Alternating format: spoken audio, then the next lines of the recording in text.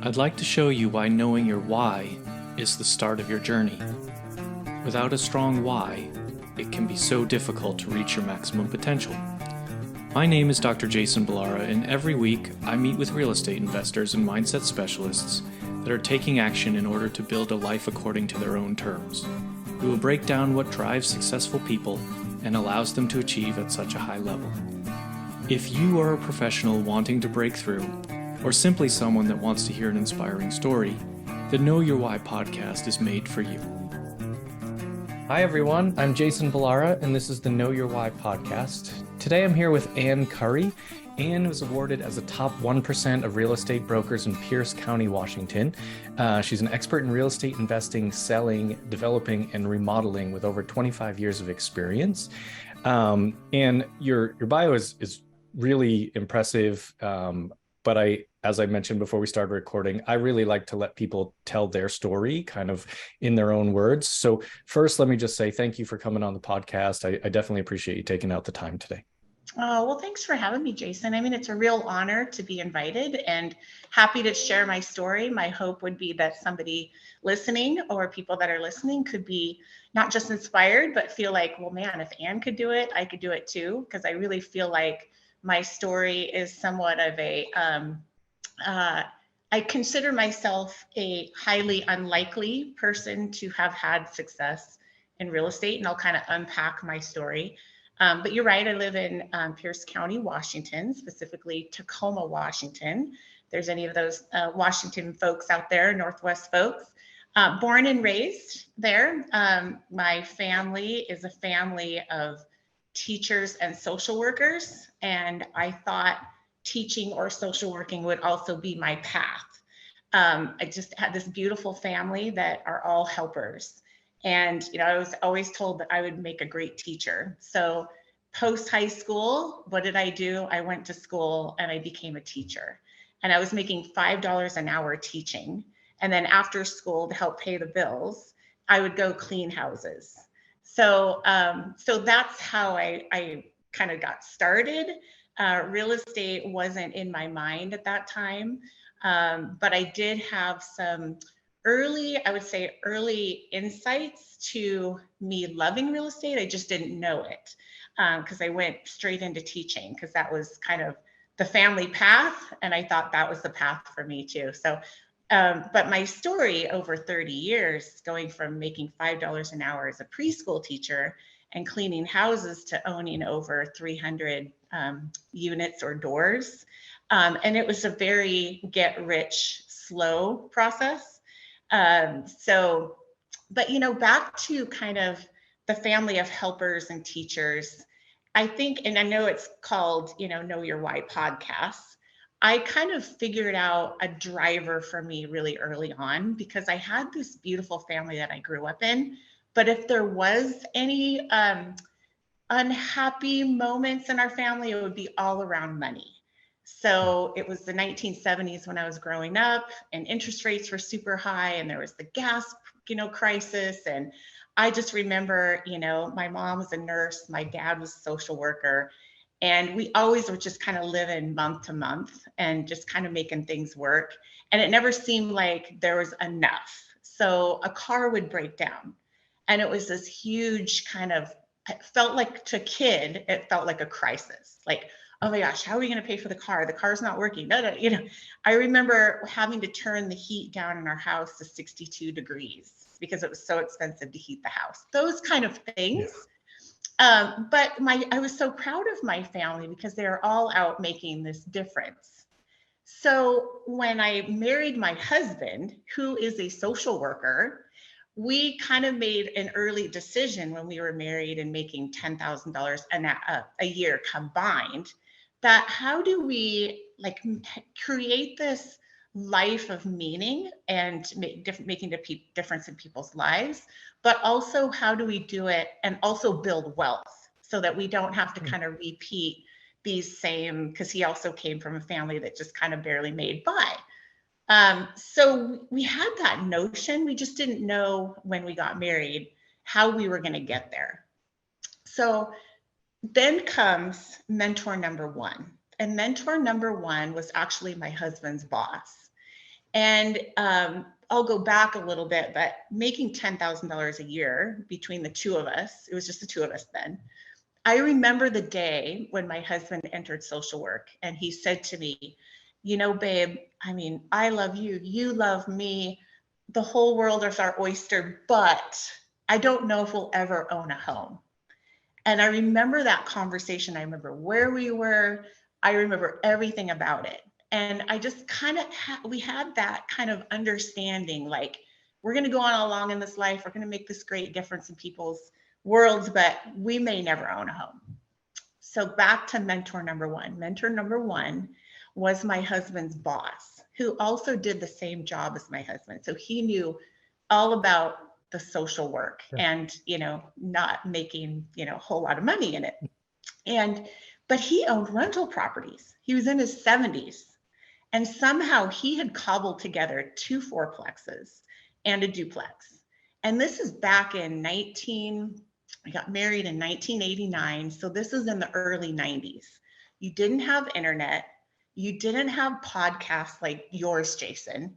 You didn't have HETV. You didn't have all the things. All you had for gaining information and learning from people was books, if they were out there at the public library. There was no Amazon. Or from people that you just happened to know. So we were driving in the car one day and he pulled over in the car because my husband had said something about maybe, Ann and I just kind of understand that maybe we won't own a home. And he stopped the car, pulled over and stopped the car and looked at both of us and said, no. He said, here's how you're going to do it. He said, you're going to borrow the down payment from somebody, maybe a family member. You're going to get into your first house. And I want you to buy something that you can fix up, that you're going to make it worth more. And then what I want you to do is let that house increase in value over some time. It'll take some time. But you create the equity, borrow the down payment. All you have to do is qualify for a loan. So we went to my husband's aunt and said, can we borrow some money for a down payment? And she said yes. And we were all excited. We bought our first house for $64,000. It's a little 950 square footer. And it needed work. It needed paint on the outside. It needed landscape. It needed all the things on the inside. But, we were so excited to get into our first house. What he was describing, though, was he was describing the Burr method way back in the early 90s, before that was even a thing. It was not before even it had strategy. A name. Yeah. Because he said, get into your first house, create the equity, then refinance out of that house, pull some money out and go buy another house and live in it and make that your first rental. He said, that's how you need to do it. And that's how you need to get started.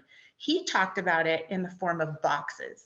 He said, your little house is a box and you're going to make that box worth more money. And then I want you to take the money out of that box and I want you to go buy more boxes and then just put tenants in there that can make the rent, make your payment, and just keep doing that. So we thought, that's our way. That's our way. That's how we're going to get houses. And not only houses, but he's given us now this dream or this idea that we can own rentals just like he owns rentals. So that was the beginning of it. And that just spurred something inside of me because I thought, if I can do that, then maybe we don't have to live on, my $5 an hour job and my husband's, social work job. Maybe we can create a life of meaning, but also create, some kind of wealth that we, could pass on to our kids, and we can afford the things that, we always wanted for them, like college education, that kind of thing. So we did that, successful at that, fixed up the house, pulled the money out. Right about when we were pulling the money out, it took us 8 years. So that's why I say get rich slow, because it took 8 years for that house to increase in enough value. Forced equity, which we were doing by doing all the fix-ups, but also we bought at a time when, we were fortunate that the market was trending up. It wasn't trending down, but it took us 8 years. So now we have 2 kids in that little 950 square foot house. But also we had the idea, we had the dream. So right about when we were pulling the money out of that house, mentor number 2 comes along. I was at a women's group and this new gal came in and she sat down. I said, "Hi, I'm Ann." And she said, "Hi, I'm so and so." I said, "Oh, tell me about you." She mentioned what she did. I said, "Oh, what does your husband do?" I'm just being curious, you know. And she said, "Well, my husband full time runs his rental properties." And I said, "What?" And she said, "Yeah, we have 50 rental properties, single family homes as rentals. And his full time job is to just take care of those." And I was like, "What?" I said, "That's a thing? Like that is like that's even like you can accomplish that?" And so that became my big goal. And it wasn't much longer that I wrote down a list of goals. And this was 20 years ago. And one of the goals was I want to own 50 single family homes. I want to earn $20,000 a month in passive income from my rentals. I want to earn $20,000 a month from some kind of active income. Now, I didn't know how. I didn't know how I was going to do this, but I was challenged by somebody to just write down these goals. So, and then I wanted to put my kids through college. We had 2 kids at the time by then, in cash. And I wanted to run a 26-mile marathon. So those were my big goals. Didn't know how I was going to get there, but I wrote it down anyways. But so the 50 single family home goal, though, came from him. I turned to her immediately and I said, "Would you introduce me to him?" She said, "I'd be glad to." So we met for coffee. He was 15 years older than me. Obviously, he knew a lot more about rental properties. And all I said to him was, "Would you teach me how to do it?" I said, "I'd be happy to." I said, "I will scrub floors. I will cut bushes. I will do anything you ask me to do if you just teach me how you did it." So for 7 years, he took me under his wing and I brought value to him as much as I could, but he brought a ton of value to me. The cool part about that is that I did end up bringing him some property that we partnered together later. But I just thought I'm just going to become, I could trade in my $5 an hour job and just become a full-time student because I have this goal now. So, you know, all that time. So he helped me buy my first true rental property out of the proceeds because we were, you know, kind of took the money out of that first house. And I actually bought a rental with 20% down with hard money. So I was borrowing hard money. The next house that we bought was $60,000. It was a 4-bedroom, 1 bath in Tacoma, Washington. And it took me 9 months to fix it up myself because I didn't have a lot of cash. I had the down payment, but I didn't have a whole lot after that. I had a little bit of fix up money, but I, you know, painted the walls and, you know, on the old vinyl, they had these vinyl tiles. They were 99 cents a piece and you could peel off the back and stick them down and create like this little vinyl floor yourself. You know, you've seen those at Home Depot. Yep. But again, this is before cell phones and internet. So I had to kind of figure out, I mean, I had my mentor to ask, but I had to figure out, how do I do all this work myself? Because all I've got is my time, my labor, but not a lot of money. So I would drive over to Home Depot and I would kind of walk the aisles, you know, and I'm still in my like 20s back then, and I'm a woman, which there wasn't a lot of us back then. Thank God there's a lot of them now, but there wasn't a lot of us back then that were doing, you know, construction work. So I'd drive over to Home Depot, I'd walk the aisles, and I would look for somebody that kind of knew what they were doing, and I'd just kind of tap them on the shoulder and say, "Excuse me, sir, I have this toilet and it's doing this, and do you know how to fix it?" He said, "Oh, yeah, just follow me to the plumbing aisle." And he would pick up the thing and say, "All you have to do is do this. Here's the directions on the back." And I would walk away with my part and go, that's kind of how I cut my teeth on fixing up our first rental. So, and my mentor just became this wonderful, you know, helper to me over, you know, what was like 10 years. So that was that. And then I thought, okay, well, now I've cobbled together a few rental properties. My next big goal would be, I still had my original goals, but my next big goal was maybe I could break into multifamily. And so not long after I created that goal, I wanted to own a 20-unit property. That was my big goal. And not long after that, mentor number 3 showed up.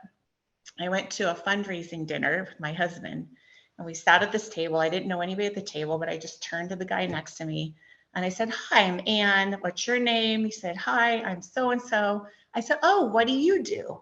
He said, well, I build multifamily apartment buildings. I said, you do? And I said, would you teach me how to do that?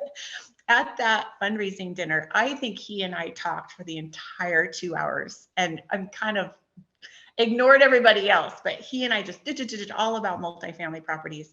And he said, come to my office tomorrow. He gave me an address. He said, come at 10 o'clock and I'm going to start the process of teaching you how to get started. He introduced me to the man that became my best commercial broker, who found me my 60 unit apartment building. This was in 2013. So that property, still didn't have the money. I had some traction going with these single family rentals, and I kind of, learned how to rehab and that kind of thing. But man, that whole idea of a 60 unit both scared me and excited me at the same time. But he kind of, so he walked me through and showed me all the numbers and how it was all going to work and why it was a great opportunity. And he knew I didn't have the cash, but I think he knew something that I didn't know at the time, because he was a seasoned commercial agent that had worked with this developer that, I became friends with. He knew that if he brought me a great deal, that the money would follow. And that was my first lesson in the money really isn't hard to find. The deal is harder to find than the money. And I always had a mindset, like, I guess because I came from nothing, that the money was going to be the big challenge, Sure. but the money wasn't the challenge. It was finding a great deal. So I just remember being, just completely excited, but also scared. This is a big undertaking, 60 units. It needed this remodel, and all the things. But I went home to my husband and I just said, hey, this is really exciting and I'd love to do it. I just don't know how we're going to come up with the money. And my husband is he's a big thinker, and thanks to him, I've done anything, because he always challenged me to think bigger. But we just came up with a list of names that we thought somebody that might have some money that might want to do this with me. And he threw out a name, and I called him this person for a coffee date. And I said, can we just kind of sit down? I'm going to walk you through this 60 unit apartment building that I have an opportunity to buy. And he said he would meet with me. I just remember being so scared. I was sweating through my clothes. I was driving down there. I was just like, oh my goodness, just trying to think of what I was going to say, rehearsing all the numbers in my head, and just praying all the way down there that, it would be a great meeting. And I walked him through all the numbers. It took about 45 minutes of chat. And then at the end, he said, yeah, I think I'll do it. And that was the beginning of this great partnership, whereby we were able to scale up. And so that was exciting. He became a fabulous partner. It was a 60 unit that we bought in 2013 for $1.5 million, but it needed $1 million worth of rehab. So it needed 2.5 million, but the bank was willing to fund the rehab if we were to put up 25% of the purchase plus the rehab amount. So that's what my partner did. He put up the funds, and then I ran the deal. I ran the full $1 million rehab, which is a fun learning experience in a good way. It went great. The folks that I bought it from was our local housing authority. And they were contracted. So my broker was contracted by the Tacoma Housing Authority to sell some of their inventory. Because housing authorities, I'll go down a little rabbit trail and I'm going to pull it back. But housing authorities are always in expansion and contraction mode. They have money and then they don't. They have money and then they don't. This property, they had remodeled 18 years before. When government entities remodel a property, they have to pay what's called prevailing wages. It's about 30 to 40% more than us as private individuals have to pay. So their rehab budget on this, what I did for $1 million was 2.5 million. And they didn't have the money at the time to put up 2.5 million on the 60 unit property. So they, as a group, even though it's painful for them to release some of their property, their goal was to release this property so they could put that funds into something that was newer. So it became this win-win. So we did the $1 million remodel. It appraised way higher. We're able to refinance out, pay my partner back almost everything. So now we're both in it for, not a lot out of pocket, which was just the perfect Burr apartment deal, if there is one. And that kind of put me more in that multifamily space. 2 years later, the housing authority that I bought the 60 unit from called me and said, hey, Ann, we have 50 single family homes that we want to sell. We just want to sell them to you. You did such a great job on the 60 unit that we sold you that we want you to buy these. Now, remember my goal, was 15 years earlier when I met my mentor that had the 50 single family homes, was to buy 50 single family homes. And here I was offered an opportunity to buy 50 in one transaction. And I didn't know, when they called me, I was just like, well, yes, of course, yes. And inside I'm thinking, how am I going to do that? Back to how I'm going to fund it, but we did. It took 1.5 years to put the project together.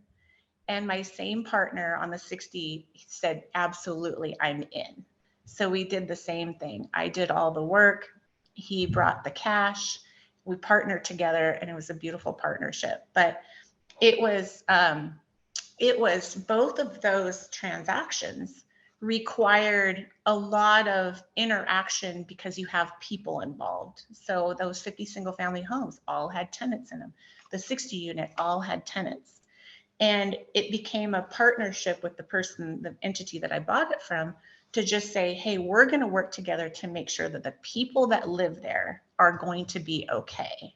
So that's why it took a whole 1.5 years. We met with the tenants. We told them what was happening. We helped them get portable vouchers, housing vouchers that they could take anywhere in the country. We made sure that they were housed. We helped them with moving expenses. We did all the things for that 1.5 years, just prepping up the sale. But, back to kind of why I call myself the least likely to have succeeded in real estate is because I feel like at the time there weren't the resources, that we have today, which is like internet, podcasts, the learning, all the things. I was, a female. I remember actually telling, some people in my circle that I was going to leave teaching and go into this rental remodel business. And I had no less than 10 people look me in the eye, separate cases, and say, you're a woman, you're never going to survive. And so, but what that did was it just made me, and you have to frame this now. This wasn't 2023. This was way back in the 1980s and the 90s. So we have to frame it a little bit because people might be going, what? But, that was some mentality back then. And I didn't have the obvious resources, right, to just go buy rentals. And it was just a very slow, methodical, not so methodical. I would say it was a slow, just kind of use what you have, the resources that you have, leverage people. The magic question that I think I used over and over was just, how did you do that? And would you teach me how? That's really all I had. Just I don't know, maybe the humility to just to ask for some help. And I had just the most wonderful people say yes. So now, here we are these years later, all the goals that I, laid out, 20 years ago, which was the 50 single family homes, the run the marathon, the income goals to get my kids through college. I accomplished all that, but it took like a good 20 years. So I've been in this now for 30 years. And now we're up to 300 doors. We do new construction, single family. We do all the rental stuff, the apartment buildings. Now we do ground up construction on apartment buildings. So over 30 years, we've just learned how to kind of morph into what's working. I think we've done about I don't know, maybe 300 or 400 flips. I haven't even taken the time to count, but we've done so many flips, I don't even really remember the amount. And that's not, all that is to just say that we tried to kind of leverage or use the strategy that was working at the time. I remember right after the crash of 2008, we still, we still wanted to be involved in real estate, but you could not get a loan to hold real estate. There was, do you remember that, Jason? You couldn't get a lot. I mean, you could buy property for, 30 cents on the dollar, but you couldn't hold it because there was no loans for investors like us to hold rentals. So that's when we really kind of scaled up our flipping. Cause I mean, I know I could buy that house for 70 grand and I could fix it up for 20 and I could sell it for 130, but I sure wish I could hold those. So that's kind of when we got the flipping really going, and we did that, still do that today. But it really has become about meeting people and having mentors. And so now that I'm in this stage of my career, I feel a real obligation to give back. So we're doing, we do free events in our local community for, new investors to come in and learn. And we just do it all for free. We just give it all away. It's just like silver platter, not come to our event and then we're going to sell you a bunch of stuff later. It's all just like, here it is. Here's the strategy. I'm available. My team's available. We want to help you. Because I just feel like I had three very key people that did that for me. So I feel, a moral obligation to help other people. I can't help everybody, but the people that are willing to raise their hand and say, yeah, and would you help me? I'm just like, yeah, I'd love to do it. So that's where we're at now. Yeah. I mean, it's a great story and a lot to unpack. A few things I specifically want to kind of touch on. And I think some of these are going to just be off the cuff, but yeah, teachers don't make enough. That's one yeah. They didn't make enough then, they don't make enough now. It's a extremely underpaid job. However, you didn't let that stop you, right? You and your husband, doing service professions, still decided, hey, we're gonna put our life. So there are lots of professions out there that teachers, being really a prime example, don't make enough for what they're doing. However, please don't, to people listening, please don't let that be the reason you don't set yourself up financially, right? Because I've had a number of teachers on this podcast that have done amazing things like yourself, and kind of put their lives financial freedom as a priority, and then sort of went from there. Second thing is, I think you probably blew anyone's mind who was under 30 when you said there was no internet, cell phone, that sort of thing when you started doing this. And it's a really another, I guess my point here is it's another thing that, let's take some of the excuses for not taking action right out of the way, because one of them, again, it's like there are plenty of underpaid people that still manage to make something of themselves. Secondly, there's no way at this point in life that you could say you don't have access to the information. It's just, it's there. And it's like, the reality is that there wasn't, you were right. You had to go to the library. You had to, the only thing you said, no HGTV, the only thing that was there was this old house, right? Which, I mean, I was watching this old house when I was a kid. So and it was fascinating, but that was before HGTV was ever a thing. But it's true. I have found that, people do a lot of, now a lot of long distance investing. You couldn't do that without technology. Like you would be really limited in the sense that you'd really be staying within whatever market you live in, unless you had, a tremendous team in whatever that is. But now we can do all this stuff remotely. And so the opportunities are there. The other thing, I think, there's so many great things about what you said, but your mindset about I'm gonna do this and I'm just gonna figure it out. Like, I'm gonna take action and I'm gonna figure it out. I'm gonna go find myself a mentor. I'm not gonna be afraid to ask, can you show me? I think in the real estate space, there's a lot of, sort of paid for mentorships out there. Mm-hmm. And so I think some people get, and I'm not disparaging them. I've done them. I'm just saying there are a lot of paid for mentorships, and I think people maybe get discouraged because they can be, sort of a costly upfront investment. However, if what your limitation is money, then do exactly what you did. Go find someone and add whatever value you can to them. Just be there, be present, take action, do something to sort of and ask the questions. So I just think everything you outlined, I mean, it's very impressive. I mean, you've got this many doors, which it sounds like essentially yourself with a small number of partners. You're not talking about syndication, right? You're talking about find an investor, a single investor, get this done, that kind of thing. Like that's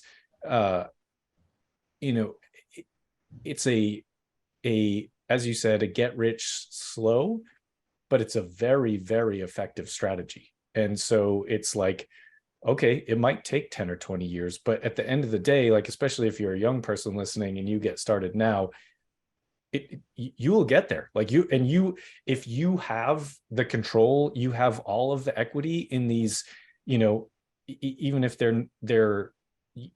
people look at unit count and things like that. Who cares about unit count?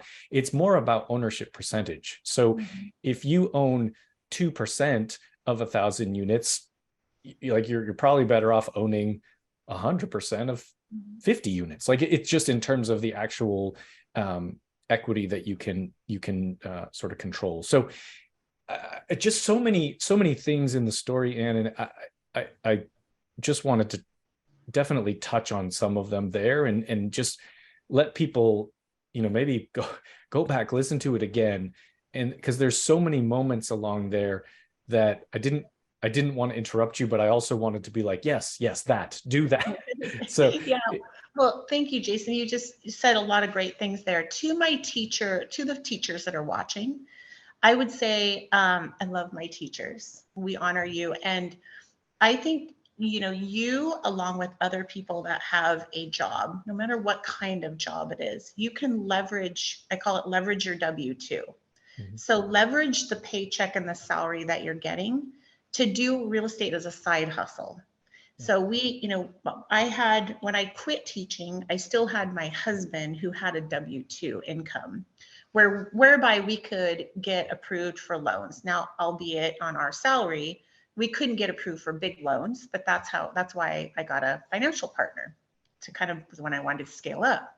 But it's the same thing that I'm teaching my daughter. It's the same thing that I'm teaching my son, which is you both have W-2 income. Leverage your job to get the loans for real estate and just have real estate become your side hustle. If I were to talk to my 20-something self, I would say, Anne, just if you're just going to do anything, just buy 5 to 10 single family rentals and never sell them. Just don't sell them. Because if I had held on to those early ones and I had cobbled together 5 or 10, leveraging my husband's W-2 income, and we just kept them as rentals, if I still own those, I could have retired, been done, and had a nice little retirement. Yeah. So that's that. So like what you said, Jason, is like, okay, sometimes, when we're talking to people who are just getting started 10 or 20 years, when we say get rich slow, it just seems like, I don't know if I want to wait that long, but 10 or 20 years is going to go by really in a blink of an eye. It seems like the older we get, the faster time flies. But what I would say to my younger self is just, if you just want to do that and you want to keep going with your teaching job and you had just accomplished that, you would be in a really good spot right now. Once I got going and I got the momentum, I guess it's part of my personality that the more people said I couldn't do it, or I had reasons why I was the least likely to succeed, the more that kind of fueled me. So I'm kind of that person, like, tell me I can't do it. Tell me I can't run the marathon, and I'm going to go run the marathon. So yeah. I kind of use, I guess it's just how I'm built. but I kind of use it as leverage in my own head to make me even want it even more. But everybody has leverage. Everybody has a point of leverage. The other pain point for me was, when we were in that first house that we bought for 64,000, hadn't done anything on the second house yet. We were just trying to build the equity. We had 2 little kids and we were living in 950 square feet. But I just remember my kids were little, and I just remember thinking, I've got to put them through college. I've got to do something because, we're not going to do it on social worker income. We're just not. It's just a fact. There's nothing wrong with that. There's just not a fact. We're not going to do it.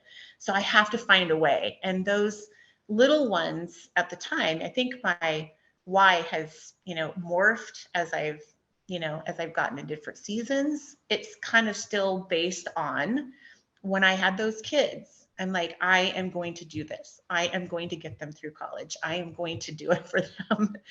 And I'm going to do it so that when our car breaks down, it's not a major crisis. It took me a lot of years to get out of being in that spot, because when we were living on Dean's W-2, everything that I made with, if I happened to do a flip, because sometimes, we got to a point where we were trying to build these little rental properties when, I would run out of cash, because we would buy them, we would refinance, we would take the cash out, we'd go put it into another property. But, then, you hope that you get all the money out, but sometimes you don't get quite that much money out. You leave some money in, and then I had to sell one every once in a while. And, I guess those were my early on flips, but flipping out of necessity. But we tried really hard to just live on my husband's income, and everything that we made just kind of went back into trying to create this rental portfolio. But those 2 little ones were my why back then.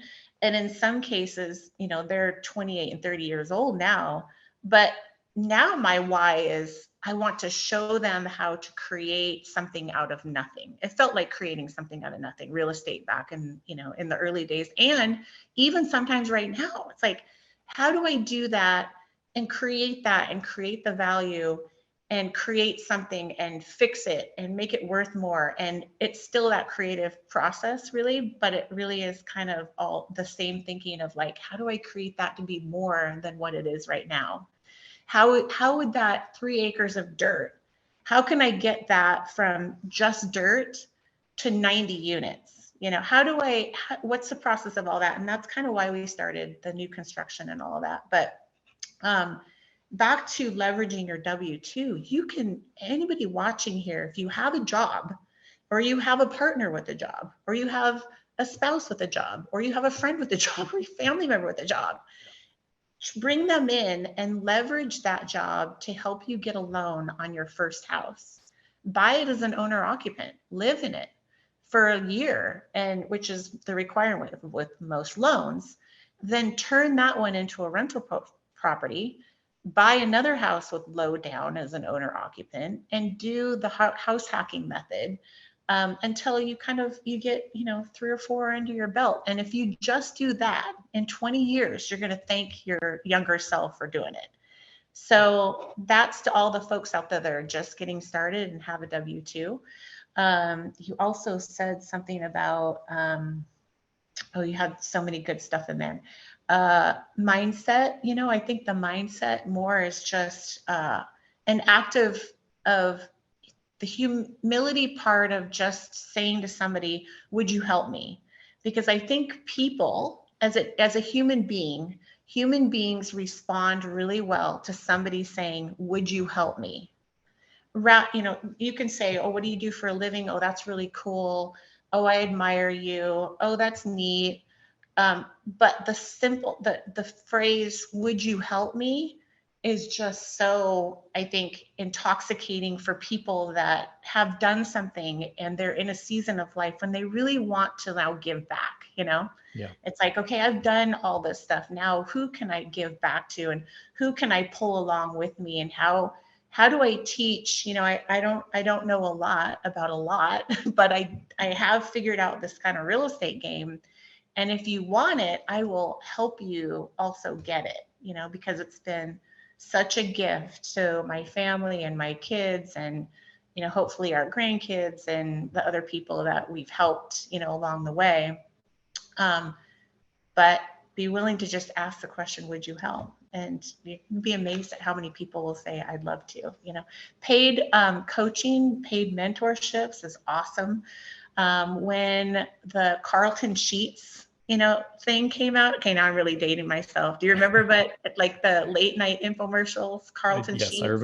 I don't know You that I ever remember that? watched them, He but I was do one remember of the the name early for sure. adapters, like no money down real estate. Yeah, yeah. I mean, that's what you, so if you didn't have the library, you didn't have people, you could watch an infomercial at midnight and Yep. somebody's selling you something on the early ideas of real estate.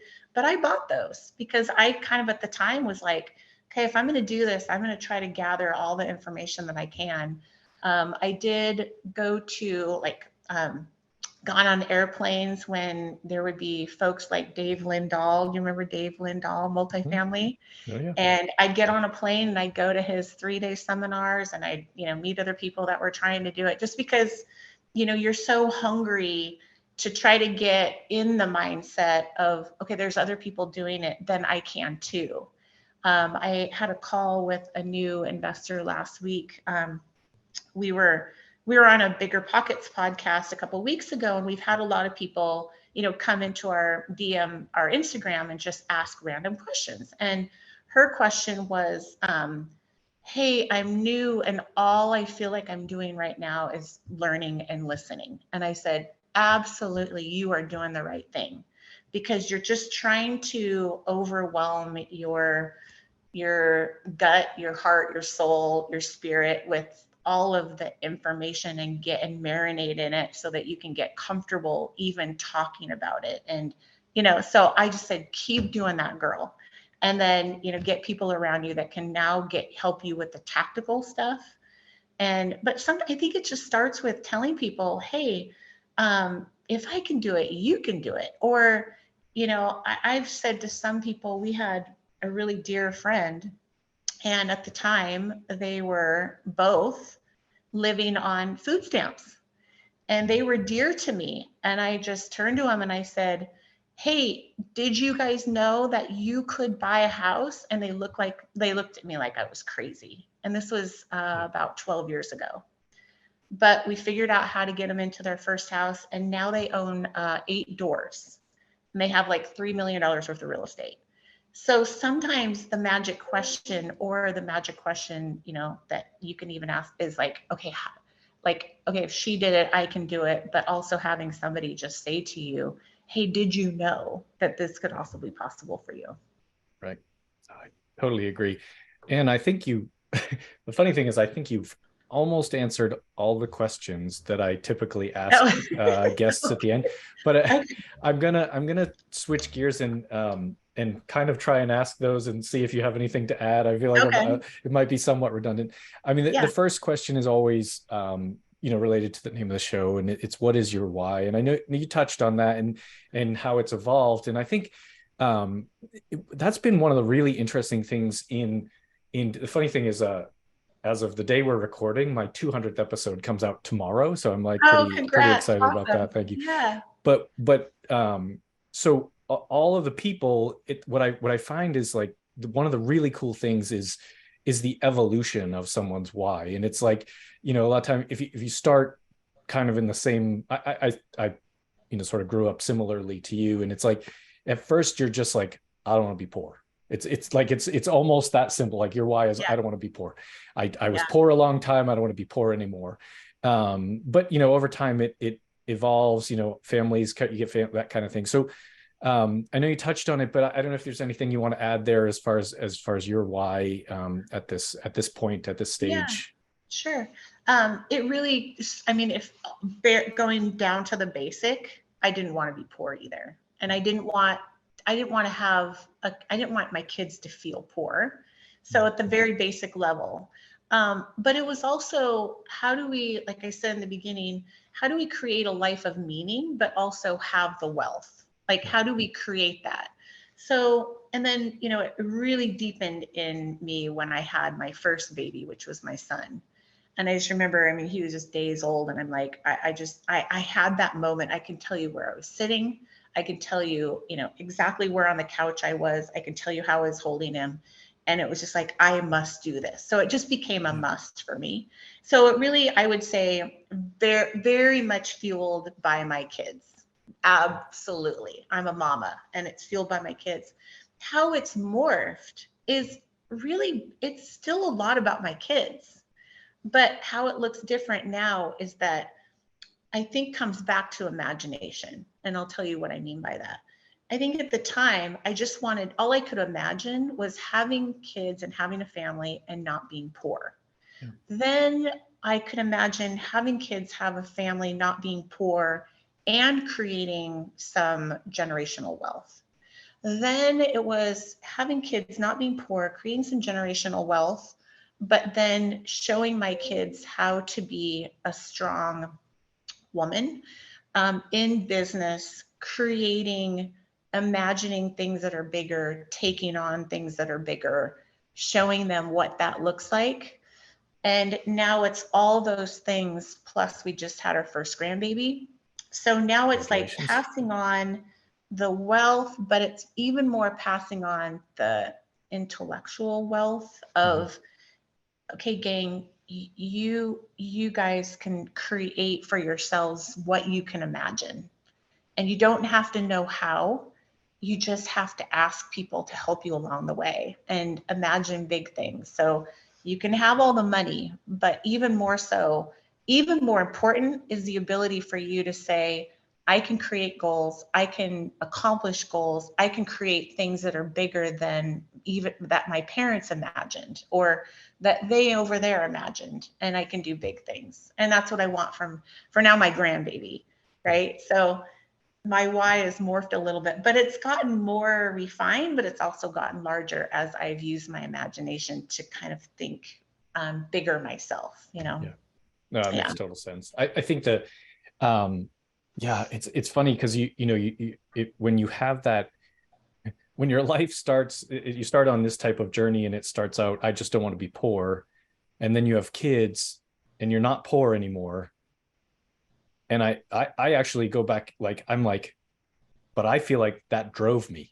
So how do I put that, sort of motivation and that's where you're like, how do you put that motivation, work ethic, drive, and knowledge about how to, sort of not be poor on your own accord, not just, oh, I'm gonna, inherit money or whatever, you know what I mean? Yeah. I think there's a lot about, people losing wealth in, second and third generation. So I totally understand, kind of where you're coming from there.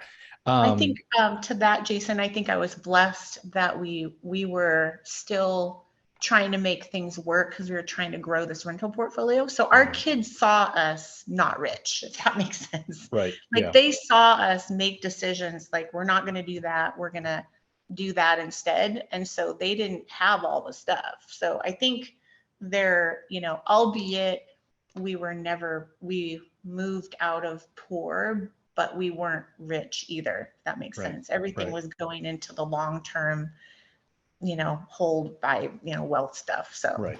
Yeah. And it's, I mean, I think too, sometimes wealth on paper is not necessarily the wealth that you're seeing at home right away. Yeah. Typically I ask people, the next question, Anne, is tell us something about yourself that isn't common knowledge. I'm actually intrigued. You ran the marathon? I know you set that. I did ran the marathon. Yes. And the marathon was another kind of, I know you talk about mindset a lot, but the marathon came before meeting my second mentor, which was the 50 single family mentor, where I really started growing my rental portfolio.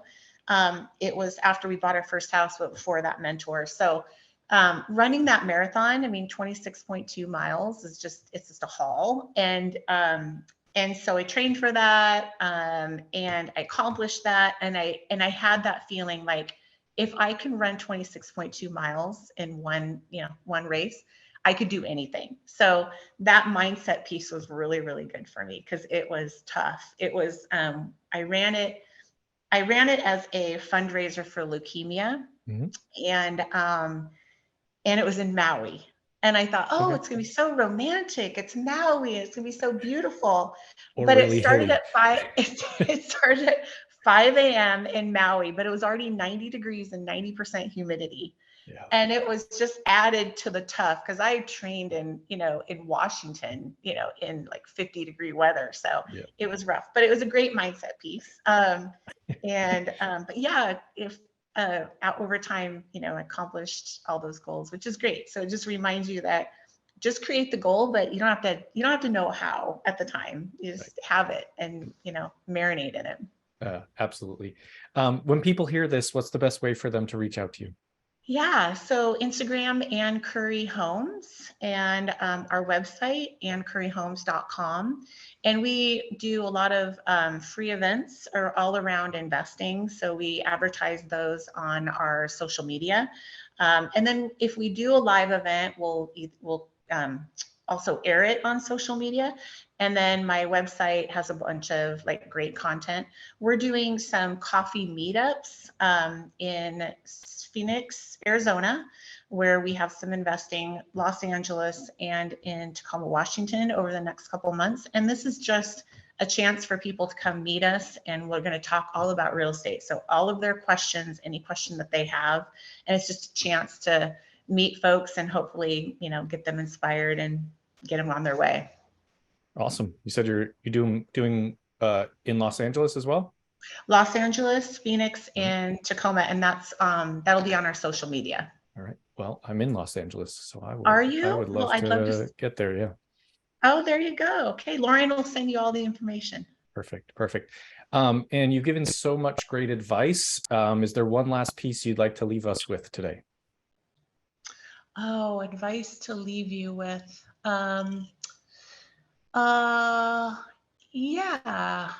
My advice would be wherever you're starting, it's okay. Everybody has a place to start, and it's just about starting. It's not about what you've done in the past, what you haven't done in the past, what you have right now.